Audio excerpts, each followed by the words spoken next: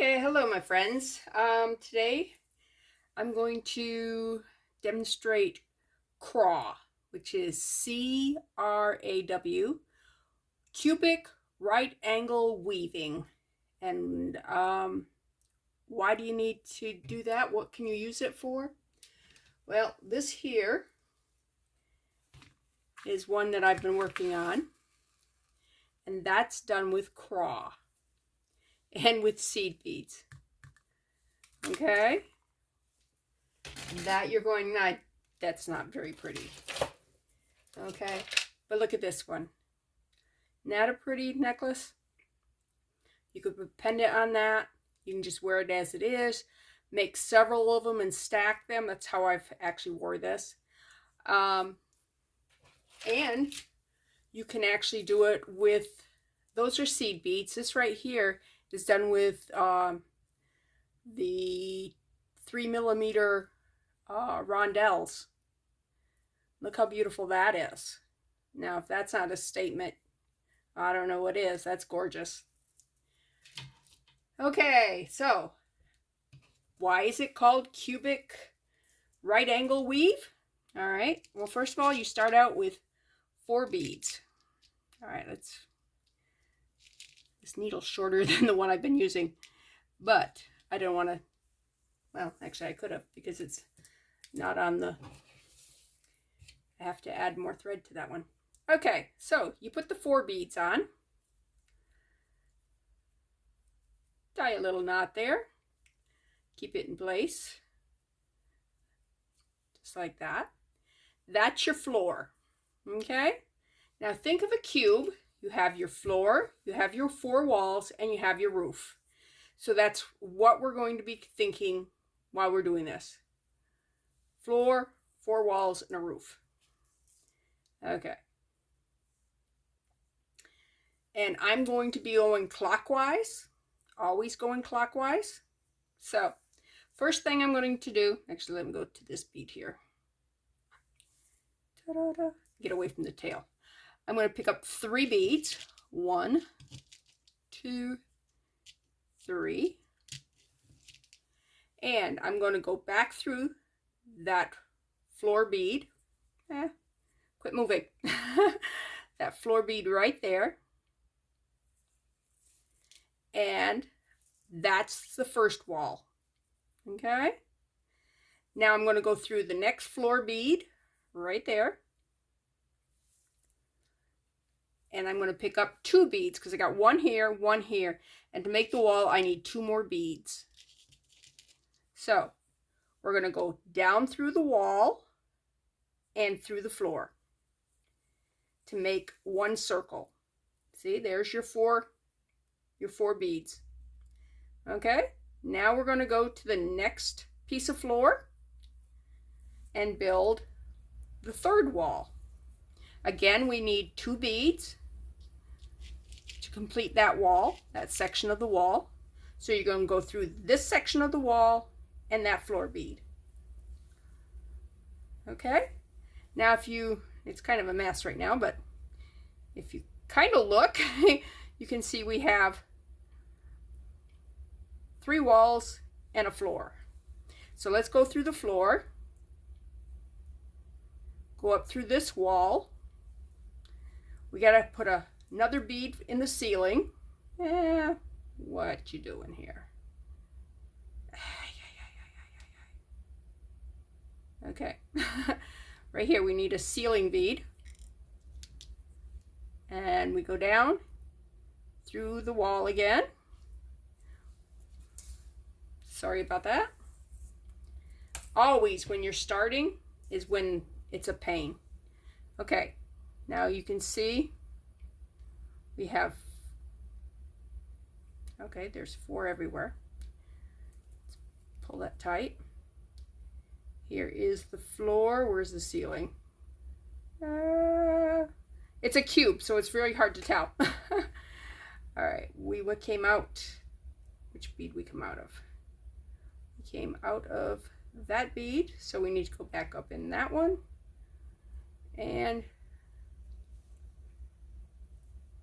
always go to the right.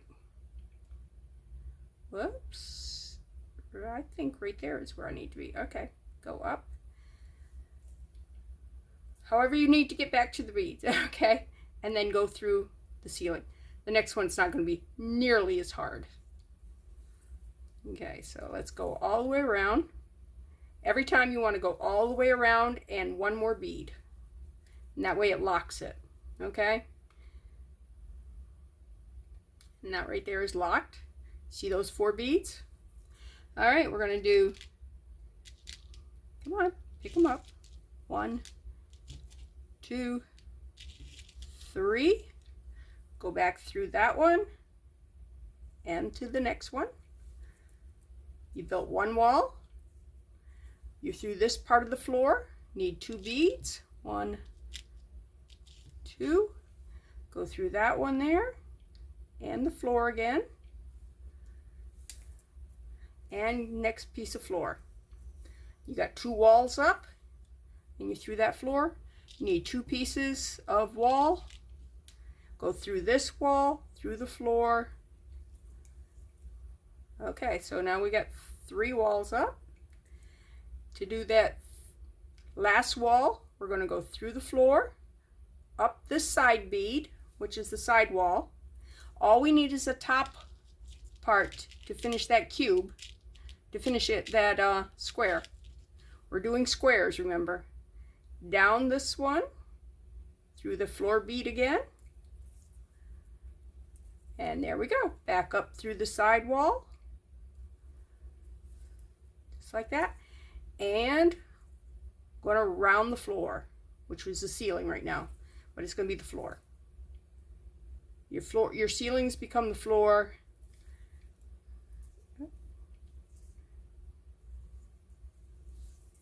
All right, you see? All 4 beads. Keep making it snug. Snug, snug, snug. Okay, now we're going to take 3 beads. These are really ugly beads. Sorry about that, but they're good for 3 beads. Come on. Go through the back side of that floor bead that we went through. Go through the next floor bead. Pick up 2 beads. 2 beads. Come on. Come on. Stop being a stink. And go through the wall side and that floor bead. And that brings that, oops, don't catch it around like that. If you do, yeah, there we go. And then go through the next step of the floor. And 1, 2, down through the wall, through the floor. There we go. Now we're in the last of the walls that we got to make. So we're going to go through the floor, up that first wall, grab a bead, and down through the wall we just created. And then we're going to go back up so we can get back up to the top. And that roof now becomes the floor. So as soon as you go around through all those beads, that roof is suddenly a floor. And we've done that much already. And if you look, you can see there's a square, there's a square, there's a square, there's a square, on the bottom's a square. So all you're doing is making squares. Okay? Everywhere you go, you're making squares. And that's how you do cubic right angle weave. Because you can do flat right angle weave. And I'll do that another time. But I was doing this here. I have all these seed beads, soup stuff. And I said, let me just do something with it. Now, what can I do with this? All right, I can make a necklace out of it, like I did these here. You can make it long and put things to hook your glasses into. You know, the little rubber, it's like a scrunched rubber band. And you put the ends of your glasses in it, the bows. You can also thread this onto like a wire. A wire will go through these here. All right, maybe not this thick of a wire. Let's see, where have I know I've got more wires, thinner ones. All right, those have got things on them. All right, that one doesn't. You could actually go down through it like that here and make earrings with it if you wanted. If you had a hoop earring, you could actually go all the way through it and just thread that onto the thing. Okay, so that's, and this works exactly the same way, except for your beads are so little. And with them, you can see, definitely see the 4 here. You can't see the 4 as good with these here because they're different colors. It would be that one, and that one. That'd be a pink, purple, and brown. This one here is yellow, yeah, kind of a yellow and a white. Black, yellow, yellow.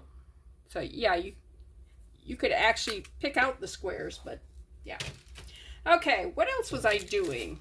Okay, I have a friend who had pierced ears, and she wore heavy earrings for so many years. Yeah, I don't want to keep this. So many years that it literally tore her earlobe. So she can no longer wear her pierced ears anymore. Pierced earrings. So she really misses them. She's in her late 70s now. And I said, you know what? I have an idea. I think I can make you something where you can wear earrings again. And she's like real thrilled about it. I'm going to take that apart later. Let me explain what it was I did. All right, let's close that up so I don't make a mess. Okay, these are what I made for her. Okay, can you see that? It is an ear cuff. This is made out of memory wire. I have not tried it on her yet, so it may need to be adjusted yet. It fits me fine, but it hangs over your ear. Your ear goes in here, and then that will dangle just like what a regular earring would. And this right here is up near the temple. So, how I did that. Let me get that out of the way. All right. I started these here. And I'm thinking they will be good for children who their parents won't let them have their ears pierced yet. They think they're too young, but they want to wear earrings. Okay. So we can take a wire and like I said, I used memory wire. I did make a little bit more than a half a loop. So I went to about there. Where's my memory wire cutter? Okay, and cut it right about that. And you can cut memory wire with a regular wire cutter, but it will probably chip it. So if you're doing a lot of memory wire stuff, get a memory wire cutter. If not, yeah, whatever. Let me pliers, yeah. And what I do first is I take a little bit from the top and bend it down. That's to put this part on here. Then down here, you can see I wrapped it backwards. You can wrap it any way you want. And you can make this longer and put several loops here. If you put several loops here, you can put a bunch of chains or whatever you want on it. All right, now from here, since it's memory wire, it does not turn real easy, but this is a thinner memory wire, so I can actually adjust this one pretty good with just these here. All right. Now here I would probably put a bead. These are a rice pearl bead, rice shaped. I don't know if it's called rice, but I always call it rice. Anyways, ears are not this shape, okay? So you want to take and make a little bit higher here, and then I will adjust that because it does not need to be. And you want this more ear shaped, so you just bend it with your fingers and you put it on somebody's ear and you test it out. If it works good, then you're good. If it doesn't, well, adjust it. So let me adjust this a little bit. Okay.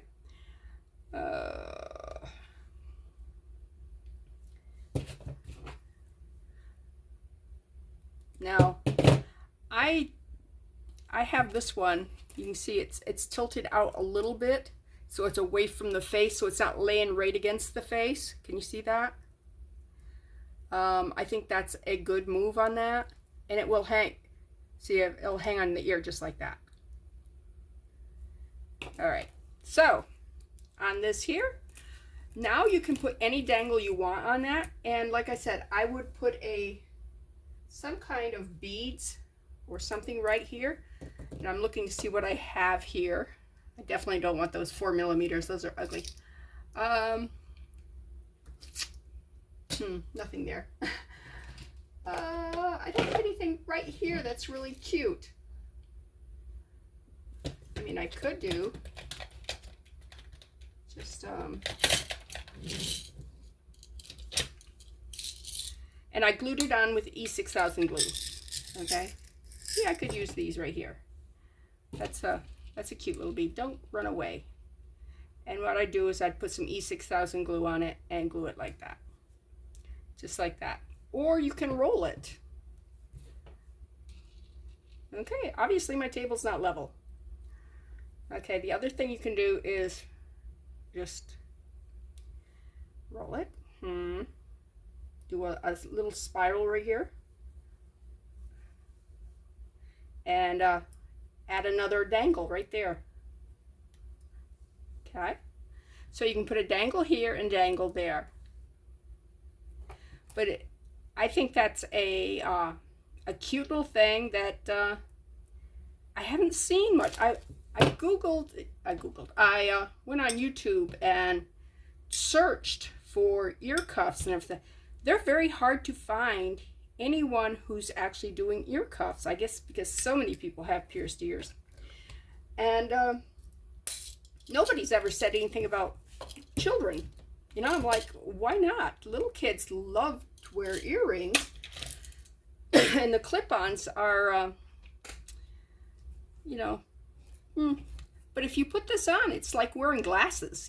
You know, they just sit there and they don't come off or anything. And the weight of the thing holds it in place. Now, if the kid was doing somersaults and rolling around on the floor and stuff, there's a good chance that it might come loose. I don't know. I haven't tested it. I've got a couple of little girls at church that I'm sure would be more than happy to test them for me.